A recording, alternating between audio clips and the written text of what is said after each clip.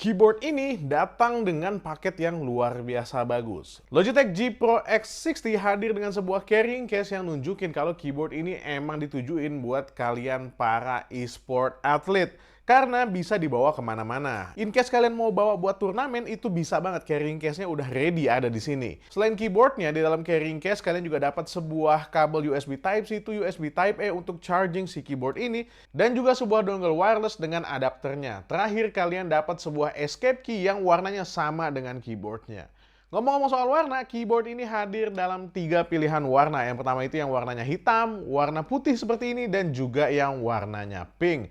Untuk yang warna putih, kalian dapat novelty keys ini nih ya. Ini escape keys-nya logo Logitech, tapi warnanya hitam. Well, seperti namanya, Logitech G Pro X60 ini hadir dengan desain 60%, yang berarti nggak ada beberapa keys yang mungkin kalian butuhin. Kayak misalnya arrow key di sini nggak ada, F row juga nggak ada, terus page up, page down itu nggak ada. Apalagi keys untuk volume up, volume down itu nggak ada. Terus siapa yang mau pakai keyboard ini? Hah? Tenang. Meskipun nggak ada, kalian bisa lihat di keycaps-nya ini. Ini ada di sini sebagai layer tambahan, yang berarti kalian bisa mengaktifkan semua fungsinya dengan menekan tombol Fn plus tombol yang kalian butuhin. Tapi setelah 1 minggu gue pakai keyboard ini, oh ternyata bisa juga. Cuma butuh penyesuaian dikit aja. Oke, kita lanjut ke desainnya dulu aja ya. Di bagian sisi atas ada beberapa hal yang perlu kalian tahu. Yang pertama itu adalah tombol koneksi. Ini kalian bisa konekin dengan dongle wirelessnya atau dengan Bluetooth. Terserah kalian mau pilih yang mana. Terus juga ada port USB Type-C untuk charging dan juga ada switch untuk nyalain atau matiin si keyboardnya. Di sisi sebelah kanan ini ada sebuah switch untuk hidupin game mode. Kalau game mode-nya ini kalian hidupin, keyboardnya akan mematikan beberapa tombol supaya nggak kepencet. Kayak misalnya tombol Windows yang gampang banget kepencet kalau kita lagi main game. Untuk tombol-tombol yang mau di-disable di game mode ini bisa diatur di dalam aplikasi Logitech G Hub yang nanti bakalan gue bahas. Dan di sebelah kirinya ini ada yang menarik banget dan gue suka banget sama desain ini. Ada sebuah rotary knob yang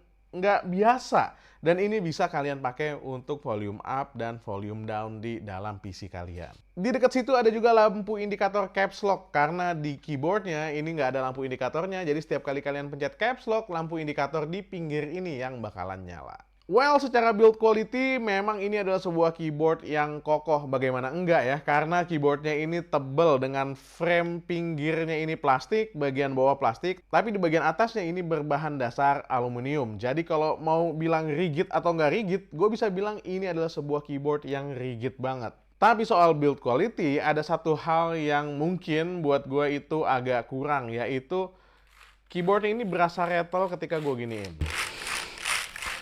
Well, emang nggak ngaruh-ngaruh banget ya, tapi buat kalian yang emang pengen ngincer suara yang paripurna, rattle ini lumayan agak mengganggu ya. Tapi memang bukan itu kayaknya tujuan dari diciptakannya si Logitech G Pro X60 ini. Bukan buat kalian yang hobi keyboard yang nyari suara yang sempurna atau typing feels yang bagus gitu ya. Tapi emang ditujuin untuk game enthusiast atau bahkan sampai ke profesional athlete. Jadi wajar ya kalau Logitech bilang mereka itu co-create si keyboardnya ini dengan para atlet-atlet e-sport profesional. Emang profesionalnya di sebelah mana bang? Nah, profesionalnya ini ada di bagian softwarenya yang nggak kalian dapetin di keyboard yang lainnya. Kalau kalian beli keyboard ini, kalian bisa konekin ke dalam sebuah aplikasi yang namanya Logitech G Hub, sebuah aplikasi untuk peripheral gamingnya Logitech. Untuk bagian si G Pro X60 ini, kalian bisa ngatur beberapa hal. Yang pertama, yang mungkin agak nggak penting buat sebagian orang, tapi penting banget buat beberapa orang yang lainnya, itu adalah pengaturan cahayanya. Ya,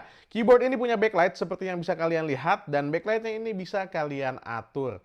By default, ketika kalian buka keyboardnya ini dari kemasannya, lightingnya itu statik. Tapi kalau kalian pengen ganti jadi warna-warni dengan pattern-pattern yang ada di Logitech G Hub, itu opsinya ada juga di situ. Hal kedua yang bisa kalian ubah di Logitech G Hub itu adalah mapping. Nah, ini yang menarik banget. Seperti yang tadi udah gue bahas, keyboard ini tidak memiliki keys-keys yang mungkin dibutuhkan oleh kalian. Tapi Dengan fitur mapping ini semuanya bisa kalian lakukan. Dan ada beberapa lapis mapping di sini yang menurut gue ini jadi sebuah keunggulan dari keyboard ini dan bakalan bermanfaat banget buat para atlet e-sport profesional. Katakanlah ada sebuah skenario begini, gue bukan atlet e-sport dan gue cuma pengen gambarin ke kalian skenario yang menarik ya. Gue ngatur tombol Alt plus Q untuk melakukan buff ke karakter gue sehingga dapat power yang lebih gede. Dan tombol Alt ini gue atur sebagai hold. Dan gue ngatur satu mapping lagi, yaitu ketika gue rilis tombol Alt plus Q-nya untuk melakukan powerful attack misalnya. Jadi ketika gue pencet Alt Q sambil di hold, gue dapat buff. Terus pas gue lepas, itu langsung powerful attack. Kayak gitulah kira-kira ya gambarannya. Sehingga itu bisa munculin combo yang simple banget tanpa kalian harus memindahkan jari kalian. Dan skenario-nya banyak. Dan buat kalian para e-sport enthusiast, itu bisa banget kalian mapping dan dapetin combo yang menarik sesuai dengan karakteristik gameplay kalian. Dan yang menarik lagi, dengan Logitech G Hub ini kalian bisa install atau download profile dari gamer-gamer atau atlet e-sport favorit kalian yang mungkin pengen kalian tiru gaya mainnya. Nah, untuk switch-nya, Logitech bilang kalau mereka pakai switch yang diberi nama Logitech GX Optical dan ada dua jenis. Pertama itu yang linear, yang warnanya hitam, dan yang warnanya brown kayak gue pakai ini adalah switch yang tactile. Itu kan switch. Kalau keycaps-nya ini dia pakai double shot PBT yang menurut gue secara legendnya ini udah bagus banget. Nggak terlalu kaku tapi juga nggak terlalu casual. Ini ngegambarin banget desain legendnya Logitech era G Pro X yang baru-baru ini ya. Nggak kayak Logitech G yang zaman dulu ya masih pakai angka-angka itu keyboardnya. Nggak. Ini lebih kalem, lebih swift, nggak terlalu kaku tapi juga tetap nunjukin kalau ini tuh adalah sebuah keyboard gaming.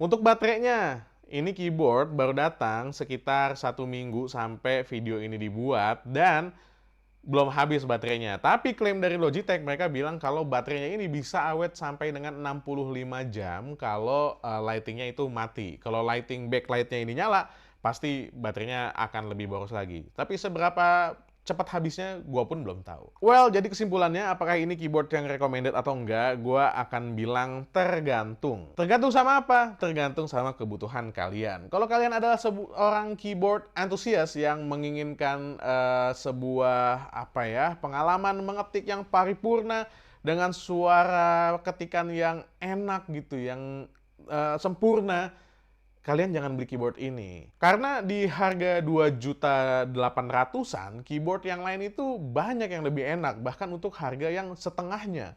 Tapi kalau kalian nyari sebuah keyboard gaming yang emang bisa kalian maksimalin potensinya, bisa kalian remap, bisa kalian atur-atur combo sesuai dengan playstyle kalian, Logitech G Pro X ini layak banget buat kalian beli. Memang keyboard ini bukan sebuah keyboard yang murah, tapi buat kalian yang pengen mencapai cita-cita jadi atlet e-sport profesional, worth lah buat dibeli. Ya gitu intinya ya, itu aja video kali ini dari Main Lagi. Gue Dian dari Main Lagi pamit. Semoga video kali ini membantu dan subscribe. Jangan lupa buat yang belum subscribe. Assalamualaikum warahmatullahi wabarakatuh. Bye.